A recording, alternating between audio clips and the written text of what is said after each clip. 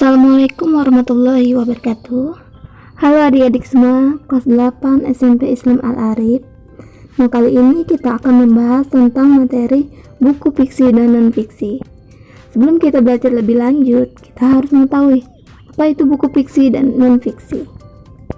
Jadi, buku fiksi itu merupakan buku yang berisi cerita, sifatnya imajinatif, tidak membutuhkan pengamatan dalam pembuatannya, dan tidak perlu dipertanggungjawabkan karena ide ceritanya berasal dari khayalan atau imajinasi penulis. Bahasa yang digunakan biasanya bahasa kiasan atau konotatif, jadi pembaca diajak untuk masuk ke dalam cerita itu dengan bahasa yang tidak biasa. Sedangkan buku non-fiksi merupakan buku yang berisi kejadian sebenarnya dan bersifat informatif. Dalam buku non-fiksi membutuhkan pengamatan dan data dalam pembuatannya, sehingga dapat dipertanggungjawabkan isinya. Bahasa yang digunakan biasanya bahasa denotatif atau bahasa sebenarnya, jadi pembaca dapat langsung memahami maksud dari isi buku. Buku non-fiksi dibuat berdasarkan pengamatan dan data, maka isi dari buku tersebut harus memiliki fakta-fakta. Oleh karena itu, buku non-fiksi sering dijadikan sumber informasi oleh pembaca. Nah, di sini saya memberikan contoh buku fiksi yaitu novel, kumpulan cerpen, dan kumpulan dongeng.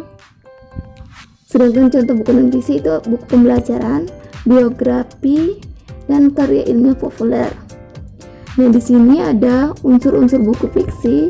Yang pertama itu ada tema, yang kedua tokoh, yang ketiga alur, yang keempat konflik, yang kelima latar, yang keenam amanat, yang ketujuh sudut pandang, dan yang kedelapan penokohan. Sedangkan unsur buku non-fiksi itu terdiri dari abstrak, orientasi, komplikasi, evaluasi, resolusi, dan koda.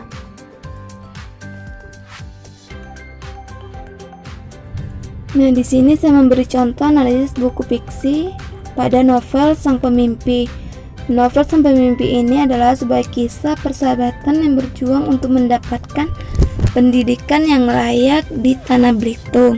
Nah, buku ini juga memiliki kekurangan dan kelebihannya.